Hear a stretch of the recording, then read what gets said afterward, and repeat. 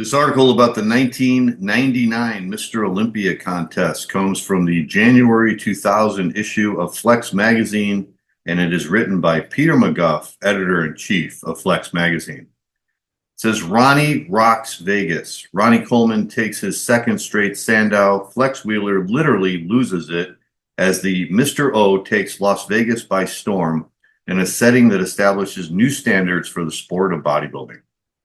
Like Siegfried and Roy, like abs and thighs, Las Vegas and the Mr. Olympia belong together. Both celebrate excess for the sheer excessive sake of it. Both foster a larger-than-life philosophy, decreeing that its standout attractions keep getting bigger and bigger and bigger. Both revel in illusion and promote the fantasy that life-changing gains can be yours, which in truth only a gifted few can attain. So it really was only a matter of time before Joe Weider made the inspired decision to bring his bodybuilding flagship to the gambling capital of the world. Staging the Mr. Olympia contest in Las Vegas was a spectacular success, for there has never been a more glamorous setting for the sport's premier contest than the Mandalay Bay Resort and Casino, and there has never been a greater night for bodybuilding than what occurred there on October 23rd, 1999. A sold-out 5,000 capacity crowd at the hotel's event center witnessed a thrilling extravaganza that culminated in Ronnie Coleman outmuscling 15 others on the road to Mandalay and his second consecutive Olympia crown, with the only apparent dissenter to the decision being a hyped-up Flex Wheeler. But like a braless, bungee-jumping Dolly Parton, we're getting a little ahead of ourselves here. Copying an attitude. Since winning the 1998 Mr. Olympia contest against red-hot favorite Flex Wheeler, full-time cop in Arlington, Texas, Ronnie Coleman has added to his personable nature a confidence that suitably reflects his cast-iron self-belief, without ever straying into arrogance or delusion. At May's Night of the Champions, he exercised that confidence when he went on stage and doffed his shirt in a Let's See What You Got challenge to Mr. O aspirant Kevin Levrone, who politely declined to similarly divest his threads. Then at the Mr. Olympia contest staged in Secaucus, New Jersey on October 2nd, 3 weeks before the Mandalay Bay Muscle Fest, Ronnie again took the opportunity to rip off his shirt to show an astonished audience that, in tandem with his growing confidence, he had harnessed growing muscularity. Also present at that unveiling were several Mr. Olympia judges who gaped in awe at Ronnie's wares. And it was difficult not to discount the theory that the first round of the Mr. Olympia contest had already taken place. Of hams and glutes. For this reporter, any doubts about the destination of the last Sandow of the century was removed as they watched a pivotal scene unfold in the pump-up area 15 minutes before prejudging for the 1999 Mr. Olympia contest was to begin. Already in the pump-up area was Flex Wheeler. All summer long, the Sultan of Symmetry had promised he would be bigger, rounder, and harder than any previous contest appearance. This declaration was made despite his decision not to recruit the contest prep services of Chad Nichols, whose ministrations had served Wheeler so well when he won the '98 Arnold Schwarzenegger Classic, most pundits' selection as the Californian's high-water performance. At 243 pounds, Wheeler was bigger and rounder than the 32-pound package which he dominated the '98 Arnold, but no way was he as hard or as cut. As he went about his last-minute fine-tuning, it was clear that his hams and glutes in particular, in comparison to his lofty '98 standards, were as soft as a Larry King interview. Wheeler knew full well that the condition of his glutes and hams would be the judge's barometer as to whether he was in shape. In an interview in the November '99 Flex, he had stated, "When I first walk on stage, people are going to say, 'Let's see him turn around, then we'll know if he's really in shape. When I turn around, they'll see my glutes and hams are shredded and full.'" Well, they weren't. And to compound matters, into the pump-up area at that very moment walked Ronnie Coleman, and even as he strode past, you could see the striations in his glutes and hams flexing with every step he took. From head to toe, the reigning champ looked like a walking anatomy chart, displaying more quality tissue than a Kleenex factory on overtime.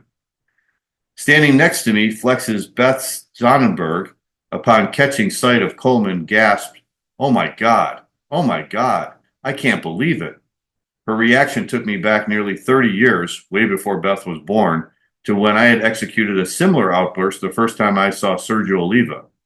Thanks, Beth. You made a happy man feel very old. Personal reflections aside, Ronnie being on, indicated that the jig was well and truly up for Flex. But he was to give the 1999 Mr. Olympia contest his all, and then some. Let the Vegas chips fall where they may.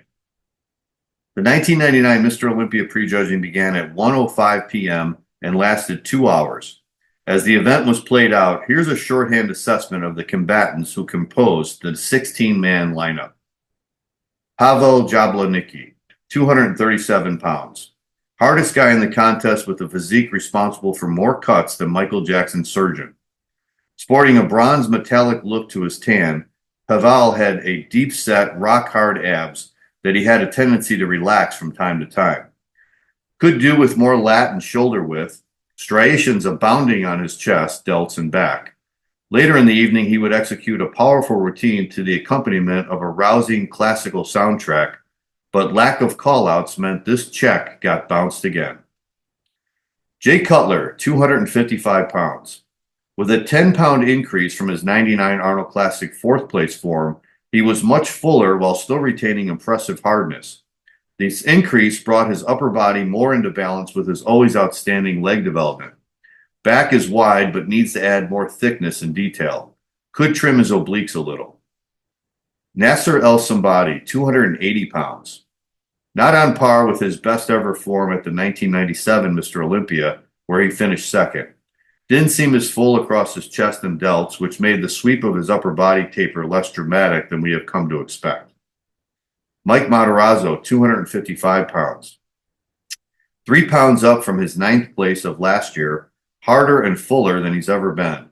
Usually when Mike gets hard, his show-stopping biceps lose size. This time they remain showstoppers. Full thighs and good serratus, but needs more delt size and roundness. In the posing round, he provided the slam-bang routine complete with tongue-protruding shots.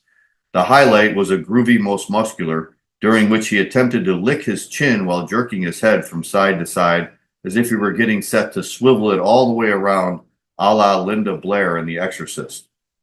Chris Cormier, 253 pounds. Best he's ever looked. 5 pounds heavier than at the 98 Olympia, Cormier was exploiting the momentum he earned from his breakout performances at the 99 Ironman first and Arnold Classic third. Has now found the formula for retaining muscle size and sharpness as he dials in for a contest. Previously, he's tended to be sharp but flat. Much thicker and wider in the back, does a one lat at a time rear lat spread that builds into a pair of cobra lats. Signature rolling abs pose brings the house down, and later in the evening he would do the same during his posing routine, in which he shimmied his butt better than a Chippendale dancer.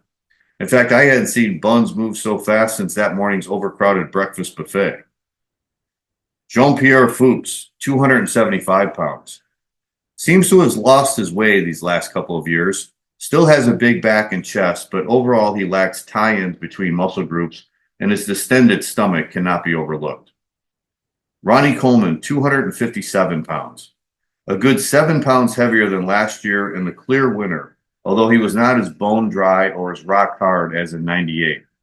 In comparison to 98, his thighs are enormous with a greater sweep and his front delts have improved. Plus, the pec anomaly is no longer present. Impressive split biceps, an awesome back double biceps on which muscle fights with muscle to hang onto his frame. A big, big lat spread that prompted Dorian Backman Yates to comment, "Ronnie looks like a cartoon character." When doing back poses, Ronnie would hitch up his trunks to expose ripped glutes. At every appearance, Ronnie would come on with a raising the roof gesture, accompanied by the pronouncement, "Yup, yup." Dexter Jackson, 217 pounds. 7 pounds heavier than for his third place at May's Night of the Champions. A great physique in terms of round muscle bellies, proportions, hardness, and condition. But when standing next to the bigger guys, he does get overpowered. Still, 9th in his first Olympia is no mean feat. Flex Wheeler, 243 pounds. 13 pounds heavier than for the 98 Olympia. Flex, with his great lines and full muscle bellies, looked tremendous in the biceps, triceps, and delts, and front thighs were impressively cut. Chest a bit flat, and he was not nearly as sharp overall as his 98 Arnold form. His upper back resembled the machinations of a squirming snake pit, but from the lumbar region on down, Flex smoothed out to the extent that, whereas Coleman took every opportunity to hitch up his trunks and show off his striated glutes, Flex made a habit of adjusting his trunks to cover his butt. Marcus Rule, 274 pounds. 4 pounds heavier than his Night of the Champions fourth place form and not as hard or as dry as he was at that outing. His back particularly lacked the detail he's exhibited previously, and an ungainly stance in certain poses counted against him. Still, the German wunderkind has the physical weaponry, temperament, and onstage presence to become an Olympian star. He may have expected better than 12th in his Olympia debut, but Ronnie Coleman couldn't even crack the top 15 in his Olympia baptism in '92. Kevin Levrone, 252 pounds. The Maryland muscle machine is still trying to find the ripped and full formula. And finishing second at the 99 Arnold, he was at 237 pounds, cut but somewhat flattish. Now 15 pounds heavier, he had the required muscle fullness, but not the sharpness, particularly in his front thighs and hams. Still has those outrageous delts and triceps. Back was wide and thick, but lacking deeply grooved detail. In the days before the contest, Kevin was earning rave reviews from those who saw him, but the impetus did not carry over to the judging panel. Sean Ray, 213 pounds.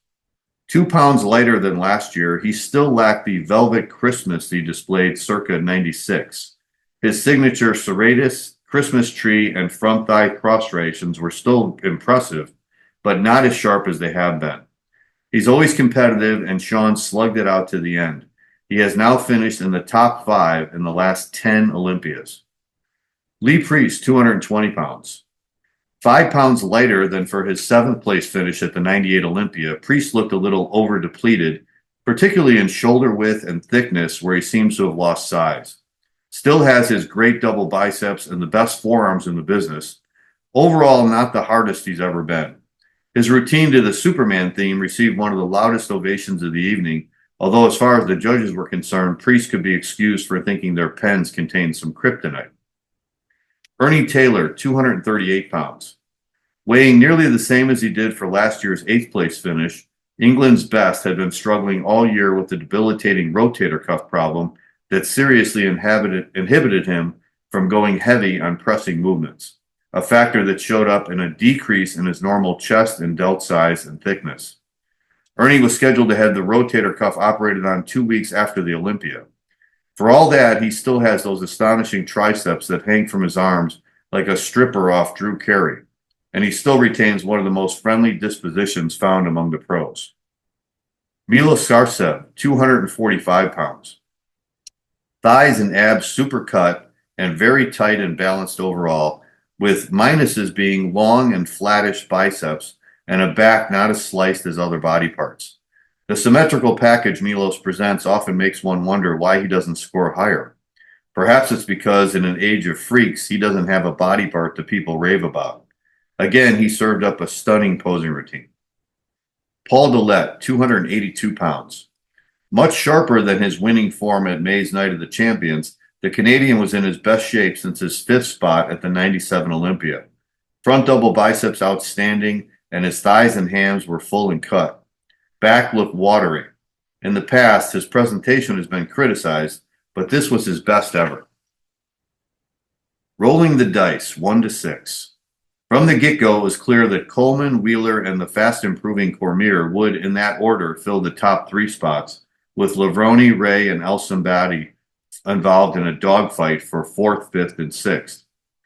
Coleman, Wheeler, and Cormier were duly called for the first comparison of the symmetry round. As they lined up, it was evident that while Flex had the more pleasing shape in terms of his silhouette presented, Ronnie filled in his bigger silhouette with much more muscle and detail. Thus it was that the first round went to the defending champ, with Wheeler and Cormier in 2nd and 3rd respectively. When stripped down to basics, bodybuilding is all about show us the muscle, and the muscularity round represents the real battlefield. Here's how this humble scribe saw the first and only crucial muscularity comparison between the top three. Front double biceps, Coleman first, Wheeler second, Cormier third. Front lat spread, Coleman first, Cormier second, Wheeler third. Side chest, Coleman first, Wheeler second, Cormier third. Back double biceps, Coleman first, Wheeler second, Cormier third. Rear lat spread, Coleman first, Cormier second, Wheeler third. Side triceps, Wheeler first, Coleman second, Cormier third. Abs and thighs, Cormier first, Coleman second, Wheeler third. This personal analysis shows Coleman beating Wheeler in 6 out of 7 poses, while Wheeler beat Cormier in 4 out of 7 poses, meaning Cormier was closer to Wheeler than the latter was to Coleman. Okay, this isn't rocket science, albeit that Flex's factoid king, Joe Rourke, has been heard referring to the fitness Olympia as rocket science. On the other hand, the final score sheet showed that Coleman had straight first, Wheeler straight seconds, and Cormier straight thirds. Lavroni, Ray, and El Sambadi were 4th, 5th, and 6th, respectively, separated by only 5 points, which is like 3 marathon runners finishing within a few yards of each other. Wheeler Dealer. As the 1999 Olympia contest rumbled toward its climax, it became clear that Flex Wheeler was the one person not willing to accept the inevitability of a Coleman victory. In the comparison rounds, he exuded the air of a man who was not there for second place. At one point during an ab comparison with Coleman, he slowly mimicked the counting of his well-defined 3 sets of abs before drawing attention to Ronnie's ab formation, which is basically 2 rows. Flex's belief that the race was not yet run was further exemplified by his posing routine, in which he gave the most energized and entertaining performance of his career. In contrast to his usual choice of posing to a smoochy ballad, he picked a fast-paced track with a thumping beat, during which he hit a dazzling array of dramatically synchronized shots. The finale saw Flex slowly descending to a full split that had the women in the audience screaming and the men wincing. At the end of the routine, he punched the air as he cavorted around the stage shouting, "Mine, mine." As an observer who has questioned how badly Flex Wheeler wants an Olympia crown, I was frankly impressed by his competitiveness and never say die spirit. Flex truly gave off the vibe that he could win this thing. As the top 6 prepared for the pose down, Flex started to limber up with some calisthenics as if he were going into a 12-round bout with Mike Tyson, who coincidentally was across the strip that very night at the MGM Grand, getting ready to punch out Orland Norris's right kneecap. With the audience roaring its approval, Flex, in what was the most physical Olympia pose down ever, took it to Ronnie, at one point looking the champion up and down as if to say, "You ain't got nothing, sucker." Vegas Blues. There was some booze as Nasser El Sambadi was announced in 6th, but he graciously accepted his awards and quietly left the stage. Afterward, he couldn't understand how he had finished behind Ray and Lavroni and would not accept the viewpoint that he was not at his best. Such resistance is what makes Nasser the warrior he is. Sean Ray absorbed 5th with a gleaming smile, and a post-mortem of his placing the fastest lip in the West, unlike previous years when he has made a bigger stink than a skunk with a hygiene problem, was almost tranquil. I didn't get the reward I had hoped for, but it doesn't discourage me from taking part in the adventure and excitement of being at the Olympia. Very few people get to compete at this level, and I'm happy that the Olympia is in Vegas. This is where it belongs. If I sound a little content, it's my maturity in realizing that my real goal is to get in shape, get my photo shoots done, and promote and market myself from there. Whatever the judges decide is out of my hands. Say what, Sean? This is like watching Howard Stern morphing into Nelson Mandela. But patience, Grasshopper. Like death, taxes, and Robin Williams overacting, some things in life are inevitable. And true to form, the veteran of the Olympia lineup soon reverted to type. I'm still complaining about the system, the continuing frustration that the judges seem to have in a lifelong tenure. I see the same names continuing to judge me all the time. And I have to ask, if the judges are so professional, what are they doing dragging out the symmetry round for so long, 45 minutes? Let's get to the meat and potatoes, the muscularity round. That's why we're here, to show muscles. That's why the fans come here, to see muscle. A disappointed Kevin Lavroni left the stage, upon which he had anticipated so much glory with his 4th place awards. He also finished fourth in 98, and on that occasion spoke bitterly of bad judging and impending retirement. But this year, eerily echoing Sean Ray, the rancor disappeared and he instead spoke sadly and without accusation. My physique was the way I wanted. The result wasn't the way I wanted. I wouldn't have done anything differently. It just seems the judges are not rewarding my type of physique. Word was out that I looked great, but they overlooked me early on. He was seventh at the end of the first round. And after that, I couldn't catch up. No point in getting upset and frustrated. I've been in this position before. It's time to smell the coffee. Do I keep coming back for the torture of finishing fourth or fifth? For me, the whole point of bodybuilding is to be Mr. Olympia. And after tonight, I know it's never going to happen. After 8 attempts, I feel my ambition of holding a Sandow is now all shot. It hurts, man. Chris beats the pants off him. In contrast to the athletes who placed 6th through 4th, third place Chris Cormier was elated with his showing. At the banquet, dressed in spangly red pants that only someone called the real deal could get away with, he enthused, I know people always used to think, yeah, Cormier is good, but he'll never do any better than 6th or 7th at the Olympia. But even when I started bodybuilding way back in the 80s, I knew I had the potential to crack the top 3 at the Olympia. My problem is I was always losing too much muscle getting ready for a contest, and I'd go on stage over depleted at 240 pounds. I didn't get it right until this year's Arnold when I was 254 and I was third behind Nasser and Kevin. Tonight I was 253 and I beat both of the guys who finished ahead of me at the Arnold. When I got the first call out in both rounds, I was totally buzzed. From here, I've got Flex and Ronnie to aim for, and my next contest will be the 2000 Arnold, which I intend to win. With that, he was off into the Las Vegas night, or taking the pants into account, for an audition for the road production of The Village People Meet the Wizard of Oz. Coleman wins it, Wheeler loses it. As jubilant Chris Cormier left the glare of the spotlight, only Ronnie and Flex remained to await their fate. There really was no doubt that Ronnie was the winner, but still Flex was prepared to go eyeball to eyeball with the champ and see who would be the first to blink. In truth, you have to take your Gold's Gym cap off to Wheeler. There has probably never been another bodybuilder, apart from Arnold himself, who could, despite not being in top form, still be supremely competitive by virtue of his God-given shape, muscle bellies, and fair amount of chutzpah. Bodybuilding is, as been so often stated, the art of illusion, and with the likes of Lance Burton and Siegfried and Roy only a cab ride away, Wheeler was aiming to become the Houdini of muscle with a strategy that, if successful, would see him escape with his first Sandow. His goal was to convince the judges by sheer force of will and charisma not to believe what their eyes told them and instead nominate him as the 1999 Mr. Olympia. He had already convinced certain sections of the audience and even seemed to have gotten to Ronnie a little, who at that point looked a little bit nervous for a guy headed for a straight first win. Ominously, as 0 hour approached, the magician had fallen for his own illusion, and thus the last Olympia of the century was primed for an explosive conclusion. I had a pretty good view of the episode that was about to take place because I was on stage standing behind Ronnie and Flex. This by virtue of being, in partnership with Scott Connolly of Metrex, one of those selected to present the second place medals, check, and certificate to the runner-up. With the audience hushed in expectancy, Wayne D'Amelia broke the tension as he barked, in second place, Flex Wheeler. At this, the audience thundered their approval. There were very few boos, and the now two-time champ dropped to the floor in what is threatening to become his traditional officer down victory pose. Wheeler?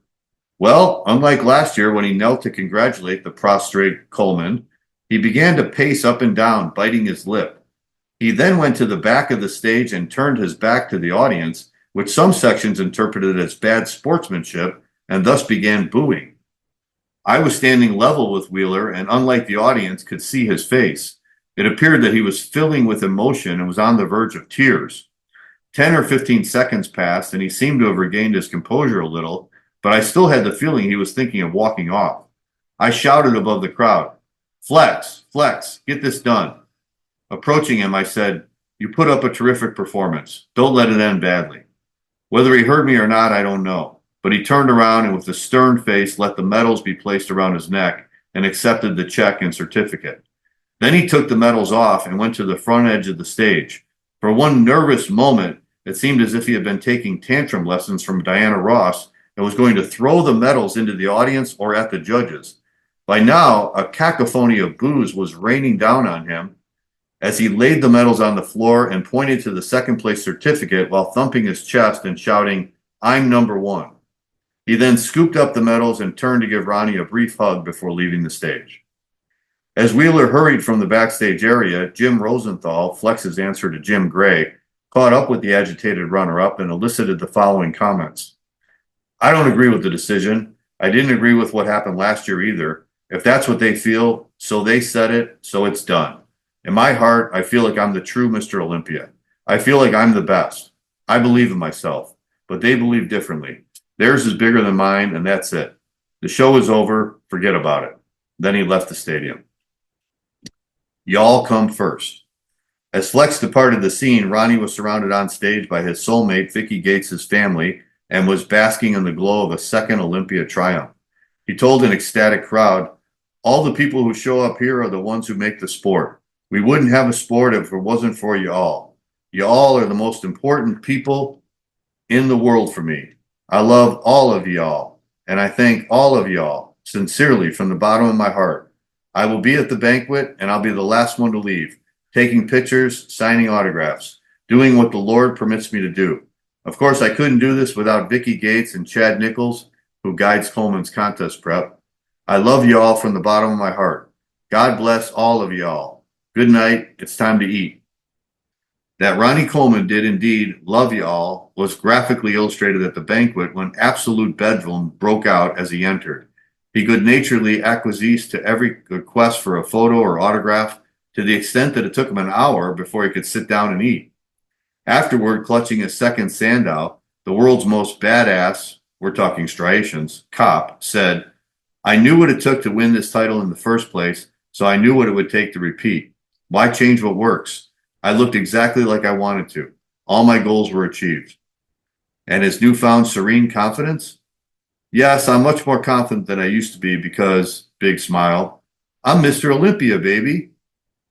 When you've just celebrated a half century on the planet and someone calls you baby, you gotta love them. And indeed, it does seem that everybody just loves the current Mr. Olympia.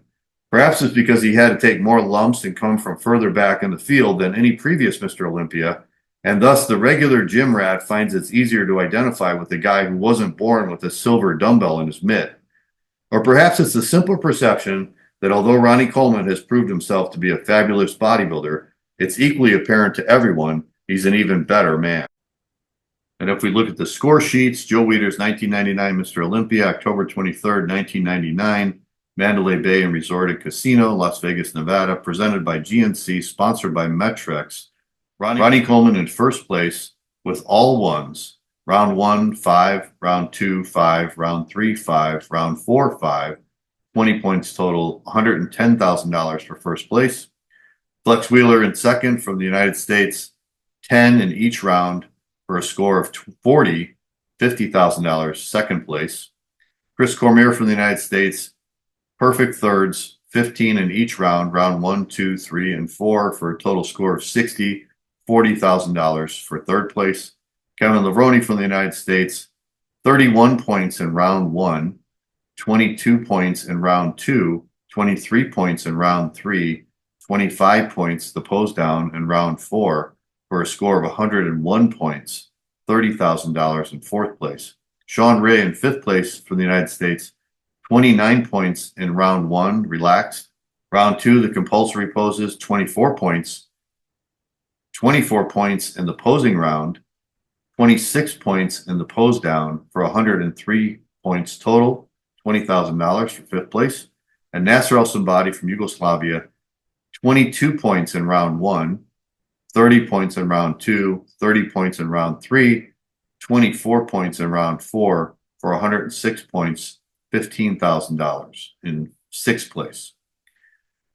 Paul Dillette from Canada, 27 points in the first round, 37 points in the second round, 38 points in the posing round. He was not in the pose down, score of 102 points, $13,000. Lee Priest in eighth place from Australia, 45 points in round 1, 41 points in round 2, 39 points in the posing round, 125 points total for $12,000. Dexter Jackson in ninth place from the United States, 41 points in round one, 43 points in round two, 49 points in the posing round, 133 points total, $11,000. And then Milos Garcev in 10th place from Yugoslavia, 54 points in round one, 59 points in round two, 48 points in the posing round, 161 points total for $10,000. And then Mike Matarazzo in 11th place for the United States, 58 points in round one, 61 points in round two, 59 points in the posing round, 178 points. Marcus Ruhl in 12th place from Germany, 61 points in round one, 60 points round two, 69 points in round three. Ernie Taylor from England in 13th place, 66 points in round one, 68 points in round two, 59 points in round three for 193 points. Pavlo Jablonicki in 14th place from the Czech Republic, 63 points in round one, 67 points in round two, 69 points in round three, 199 points. Jay Cutler, 15th place from the United States, 72 points in round one, 67 points in round two, 65 points in the posing round for 204 points. And Jean-Pierre Fuchs in last place, 16th place from Switzerland, 79 points in round one, 80 points in round two, 80 points in round three for 239 points. And top 10 would qualify for the 2000 Mr. Olympia.